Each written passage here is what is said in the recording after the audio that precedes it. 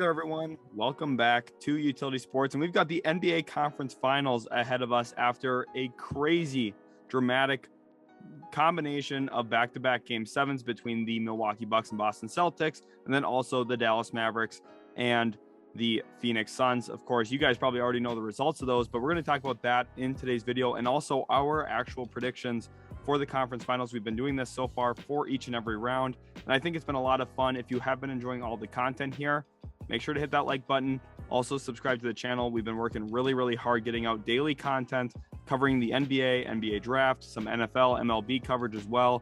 A lot of work goes into these videos and a lot of time spent obviously watching these teams as well. So again, hopefully you are enjoying. If you are, smash that like button. Now, Austin, let's go ahead and look back at my second round predictions because I feel pretty good about how these aged at this time. When I recorded for the second round, my predictions before any of the games even occurred where I picked the Miami Heat to beat the Philadelphia 76ers in 6 games, which happened. I picked the Golden State Warriors to beat the Memphis Grizzlies in 6 games, which happened. I picked the Boston Celtics to beat the Milwaukee Bucks in 7, which happened. I was a little nervous about that one after Game 5, not going to lie about that. And then I had actually picked the Phoenix Suns to beat my favorite team, the Dallas Mavericks, in 7 games. Of course, that one went on to be incorrect. I had the right number of games. And I'm actually pretty happy about how that one played out because as a Dallas Mavericks fan, I'm really happy about that. Austin, what's your thoughts on these predictions here that I had? Yeah, I mean, for you to be able to predict not only 3 out of 4 in terms of the teams being correct, but the fact that you had the games correct as well is really crazy in every game or in every series. But the fact that the Suns actually lost to the Mavericks, that was a little bit surprising. Considering how much of the favorites that the Suns were going into the series and just in the postseason in general, there were a lot of people's favorites to win the finals. But obviously, there was a lot of clear issues during the season or during this series that we saw. Devin Booker just had a very tough Game 7. So did Chris Paul. DeAndre Ayton wasn't that guy. I mean, there's a lot of issues with this team, but we'll get into that a little more later. Right. As now we look at the 2022 NBA playoffs, the teams that still remain, we've got the Dallas Mavericks going to take on the Golden State Warriors. Of course, the Warriors were the 3 seed, Dallas the 4 seed, so the Warriors do have home court advantage there. And then the Celtics, the team that was the 2 seed out east, will be traveling into Miami to take on the Miami Heat for Game 1 of that series. Miami has the advantage, and Austin, you started alluding to it there with Phoenix, how they struggled specifically to close out Dallas in what became a surprise and disastrous blowout loss for a Suns team that has some questions now. What was your thoughts on that series as a whole?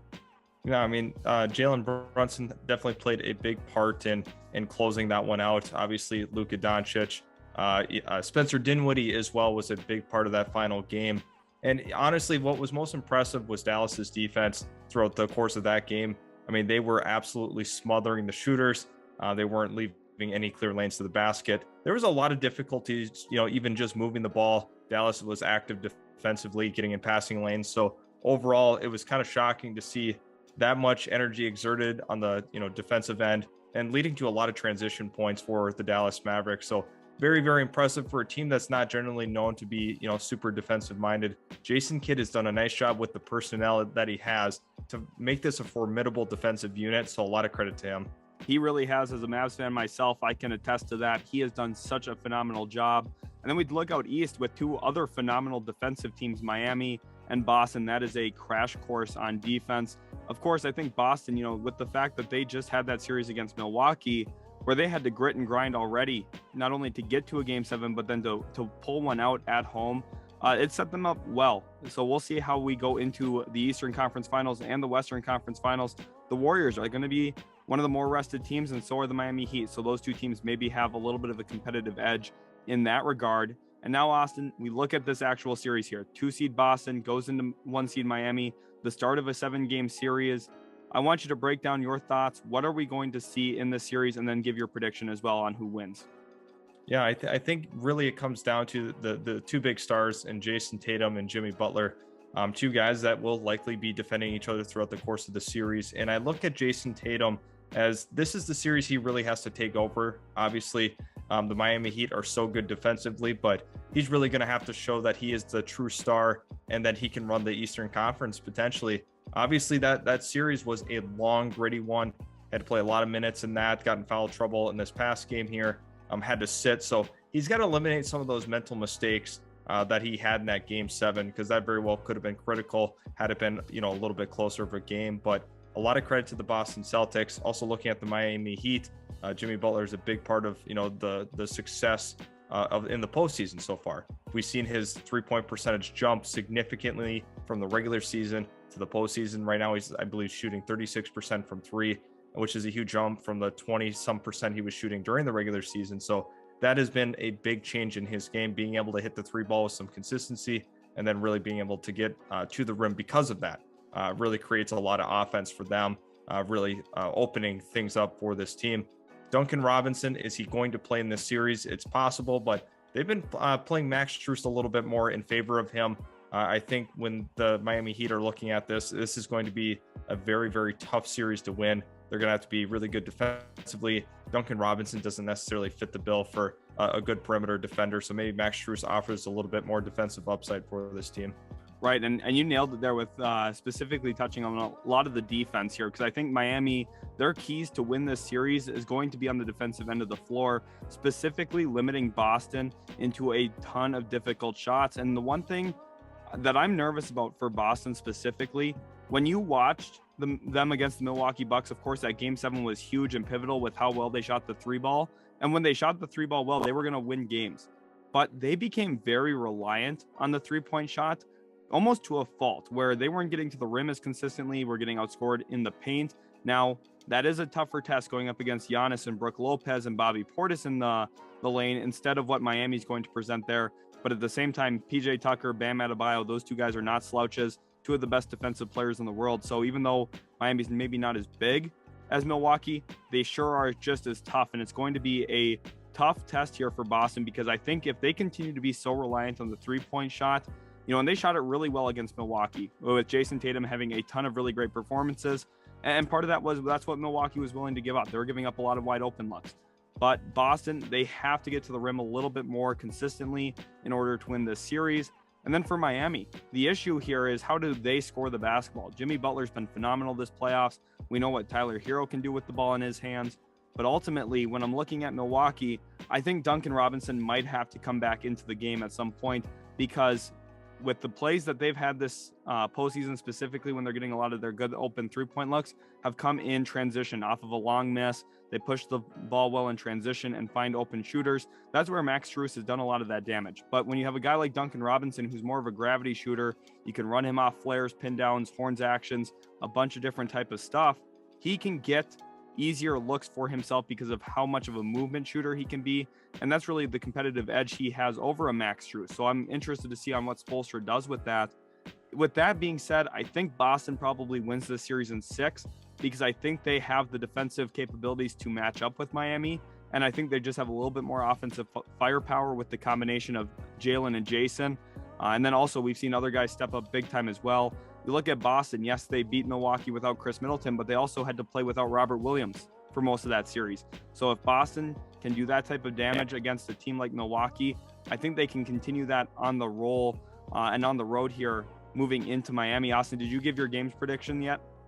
Yeah, for me, I'm probably going to go with the Boston Celtics in 7 here.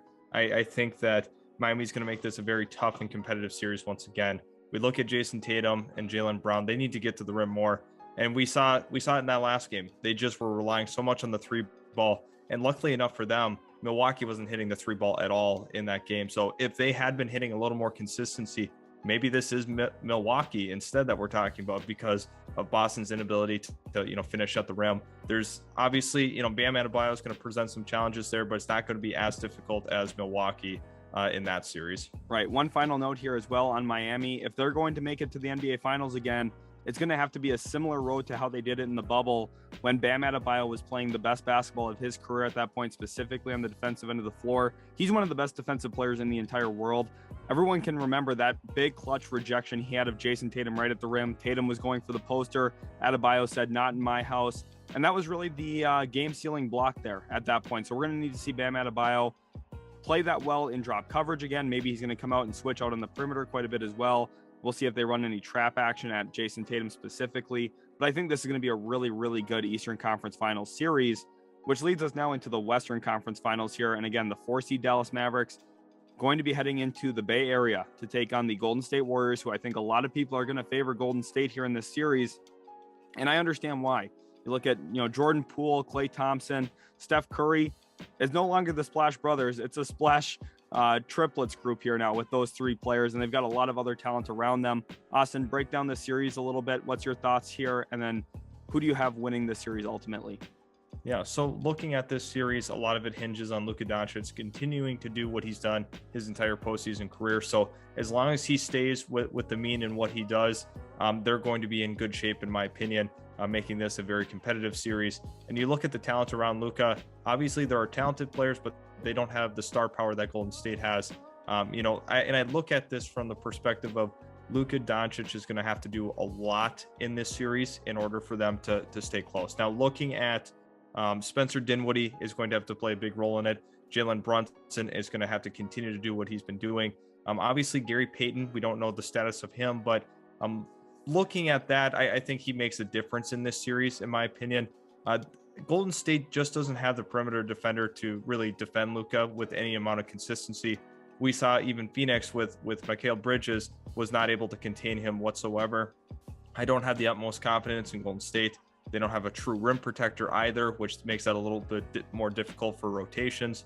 So looking from that perspective, Dallas sits pretty good there.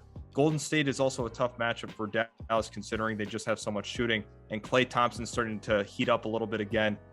You would have to really rely on Klay Thompson getting cold in order to say, oh, the Mavericks definitely have this one. But, Klay Thompson heated back up. Steph Curry is still Steph Curry. He will do his thing. He's going to absolutely cook. Andrew Wiggins is going to have to play a vital role, being an aggressive scorer. Jordan Poole, the same thing. And Draymond Green just being the heart and soul of this team, making plays defensively, obviously being a secondary playmaker for them as well. But overall, my predictions here is going to be the Dallas Mavericks in 7 games. Once again, I have 2 7-game series. I think this is a very, very tightly contested matchup, but I have the Mavericks in 7. Yeah, I think you nailed it there with a lot of that insight you provided. My keys to watch here for in this series are going to start on the defensive side of the ball, specifically with the matchups. I think that Golden State is probably going to heavily utilize Andrew Wiggins on Luka Doncic. And then my question is, how much do we see Jonathan Kuminga either on Jalen Brunson or Luka Doncic when Wiggins is not on him? Because he's a rookie player. I love Kuminga as a player, as a prospect. I thought he was a phenomenal grab for Golden State. But this is the postseason. This is going to be the Western Conference Finals. So, Kerr's going to have a very short leash on everything going on here. And luckily for the Warriors, Steve Kerr's going to be back, because it's a night and day difference between him and Mike Brown. He is so much better of a head coach than Mike Brown. So sorry, Kings fans, you're about to catch a straight here, but I think that was a terrible hire. And then looking at Dallas here, defensively, who do they end up putting Luka Doncic on? Because Andrew Wiggins, we've seen what he can do offensively in this league. He's a dynamic shot creator in the mid-range, and he was pivotal for Golden State against Memphis with a bunch of high teens performances offensively. You can't really put him on Draymond Green because of how well he picks and slips out on the perimeter. You don't want to put him on Kevon Looney, who's a heavy screen usage player that'll feed right into what Golden State's going to want to do offensively, putting Luka Doncic into mismatches. And then when you have the trio of Poole, Curry, Klay, which one of those guys do you ultimately want to put Luka on? Because the goal here for Golden State is going to be to make him work. And likewise for Dallas, we saw it from Jason Kidd make the huge adjustment from games 3 through 7 that they were going to target Chris Paul defensively. And Steph Curry's not a terrible defender, specifically as a team defender, but the goal here for Dallas is going to be make him work. When you get back down by a 6'7", 250-pound Luka Doncic for 4, 5, 6 games of a series, it does wear on you. We saw that impact on Chris Paul, and it's going to have an impact on Steph Curry if the Warriors let it. It'll be interesting to see how Steve Kerr really counteracts that and maybe throw some interesting zone defense looks in there, maybe some flash doubles, try and get the ball out of his hands quicker and rotate. And that's tough to do because Luka is such a talented passer. Dallas might have everything that they need here to push Golden State, and that's why I have Dallas winning in 7. I think the Reggie Bullock defensive options that they have, throwing him at either Poole or Curry, which is what I expect to see most, is going to be huge. Dorian Finney-Smith's going to spend a huge amount of time on Steph Curry. And the one thing I like here for Dallas, Maxi Kleber is going to be huge for them off the bench. I think we're going to see similar minutes here for Dwight Powell, where he starts games, starts second halves of games, but probably doesn't play a ton, because I think Maxi Kleber's defensive versatility, specifically dealing with that high pick and slip action between Steph Curry and Draymond Green, it's going to be huge for Dallas to try and contain that. We know how talented of a player Draymond Green is on both ends of the floor. He thinks the game very well. You have to have talented defenders and guys who are mobile on the floor, able to deal with that. And I think Maxi Kleber is Dallas's best option in that regard. I think this is going to be a really good series, but I do, like you, Austin, have Dallas in 7, which leads us here to our Larry Bird and Magic Johnson trophies, which are brand new trophies introduced by the NBA this year. Larry Bird trophy is for the Eastern Conference Finals MVP, and the Magic Johnson trophy is for Western Conference Finals MVP. So Austin, you picked the Celtics in 7 and the Mavs in 7. Give me your trophy finalists. Yeah, so for me, I think the Larry Bird one is going to come down to Jason Tatum or Jimmy Butler. And I actually have, Jason Tatum winning this one.